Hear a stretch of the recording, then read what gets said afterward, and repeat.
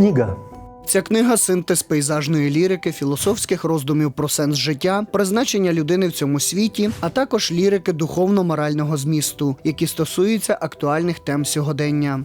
Цей творчий тандем склався 5 років тому. Письменник, художниця та редакторка. На їх рахунку 3 збірки поезії, 2 для дітей та 1 для дорослої читацької аудиторії. 4-та поетична збірка «Діалект. Тиша» написана в стилі філософської лірики та має 2 частини. Перша частина – це лірична, пейзажна, медитативна лірика, що поєднується з графікою Олени Славової. Вулиць святкових коліна оголені, усмішки далять заспаним очам. Блискавки сяють по небу стурбовано, радість та віру у завтрашніх днях. На цій виставці представлені ті роботи, які увійшли в його книжку «Діалект тиші». Кожну роботу повністю переводила в стиль графіки.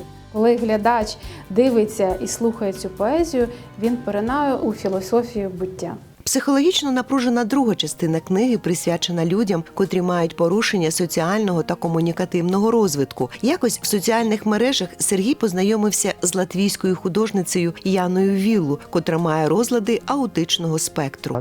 У неї настільки були цікаві дописи у соцмережах, що я вирішив познайомитись ближче. Мені було цікаво заглибитись у психологію таких людей. Налагодити контакт для людини аутичного спектру – це найскладніше, що взагалі може бути в житті. Це не просто для таких людей. Саме тому друга частина, яка має більш складну психологічну лірику, і присвячується цій художниці. Її роботи вражають. Чому він зрозумів таку людину? Чому він захопився цим? Тому що він сам має певні особливості. Тому тут була така тенденція підмічена, що я не один маю певні такі особливості в своєму житті, що є інші люди, і мені цікаво, як вони долають свої труднощі. Можливо, я зможу завдяки оцим цілям або таким методам подолати і свої, можливо, якісь перешкоди, які трапляються в моєму житті, пов'язані з моєю фізіологією, з моєю артикуляцією, з моєю проблемою, яку я маю. Отже, 2 художниці, українка та латвійка, надихнули Сергія на пошук філософського сенсу і допомогли розкрити себе і свою творчість у поезії.